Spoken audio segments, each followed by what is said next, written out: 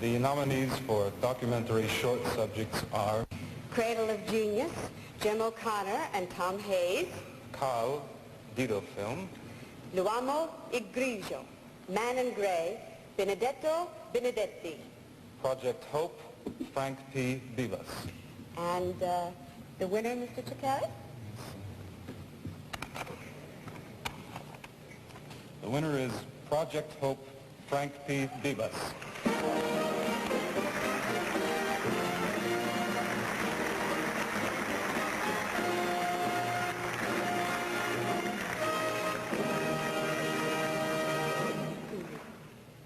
Members of the Academy, I'm overwhelmed, and I'm very grateful, and I appreciate this honor. Thank you very much.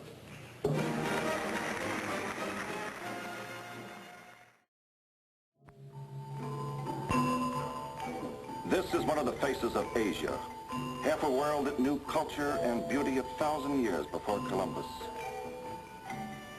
And this is another face of Asia, reflecting the people's major problems, poverty and disease. Outside the pitifully few hospitals and clinics, numberless patients wait. Patients like this orphan, a boy who was to receive the priceless gift of a new life. These are two of the doctors who played key roles in giving him that new life, thanks to Project Hope.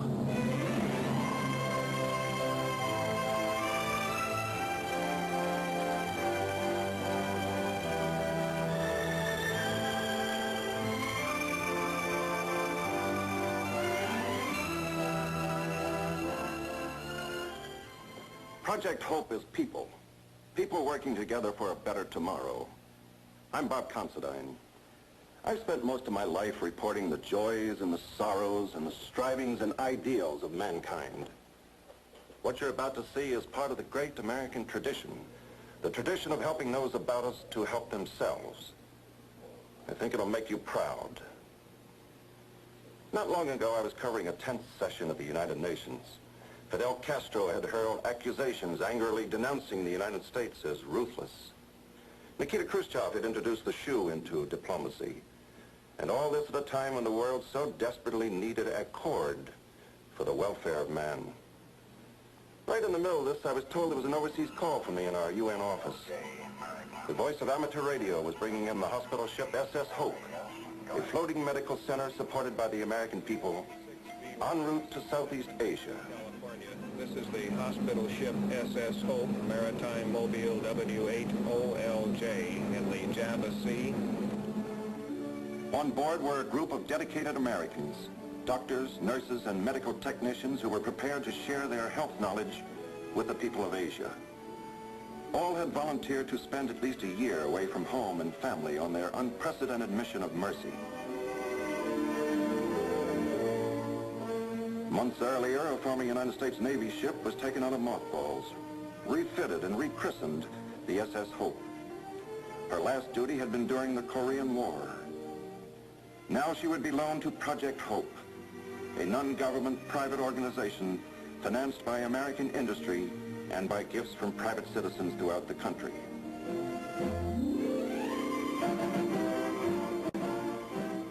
Keynote speaker at the dedication of the ship was Dr. William B. Walsh, president of the foundation, which had raised the $3.5 million needed to finance the project for the first year. The sailing date in September of 1960 marked the culmination of months of preparation and hard work by the Project Hope volunteers.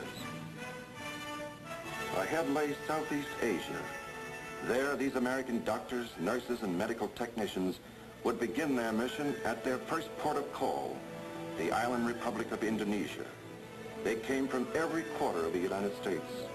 Among them were nurses from New England and the West Coast, and doctors from North and South who had given up their practices at home to lend a hand to their brothers in medicine in newly developing countries on the opposite side of the world.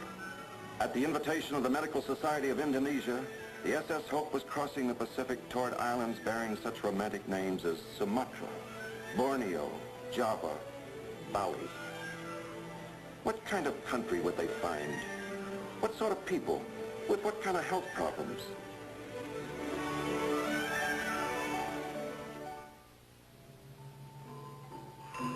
My country, the Republic of Indonesia, is made up of more than 3,000 islands that are beautiful and fertile.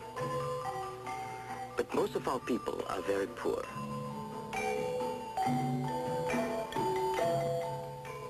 We still grow rice as our ancestors did, and it requires many hands. And of course, the more hands, the more mouths there are to feed. Freedom is new to us, and freedom is very dear. Today we are building a new nation, and we are building it with pride.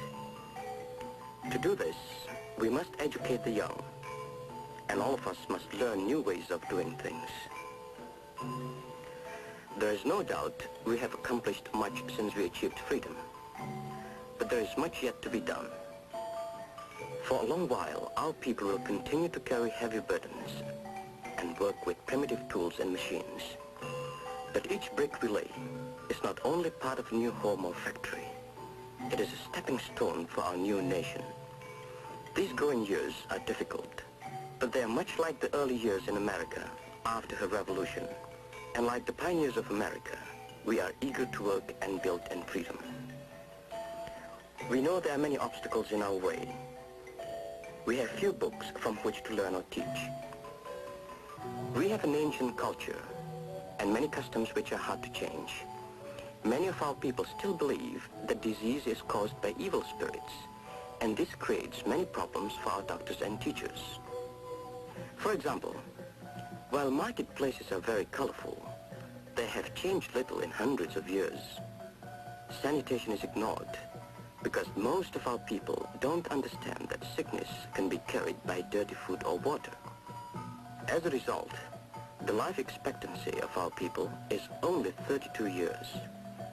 The hand of death is always among us.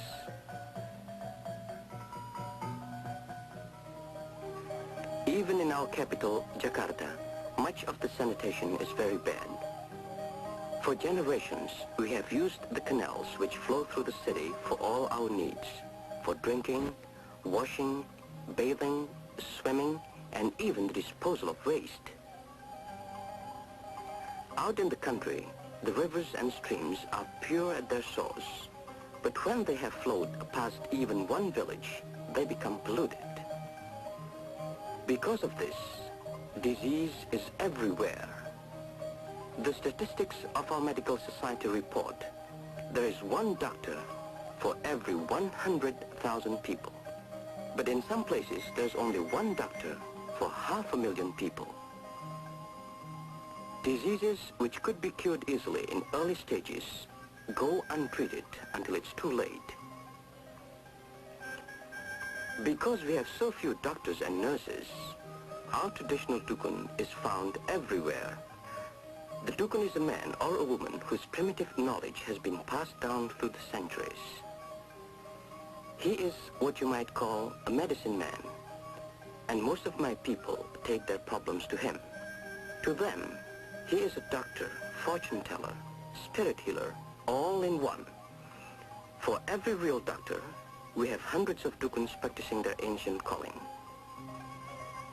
We are aware of our many problems and are trying to overcome them. We are eager to cooperate with friendly people who wish to help us build a strong foundation for our new country.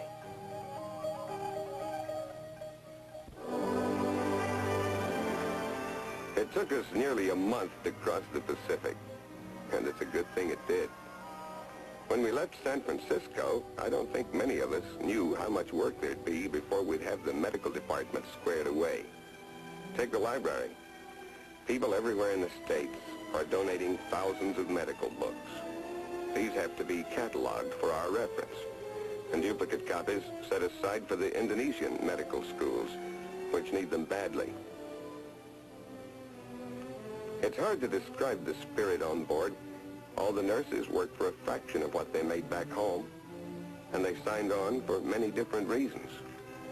Literally, they worked day and night, cleaning the wards and putting the operating rooms in order. One of the nurses was the daughter of a missionary.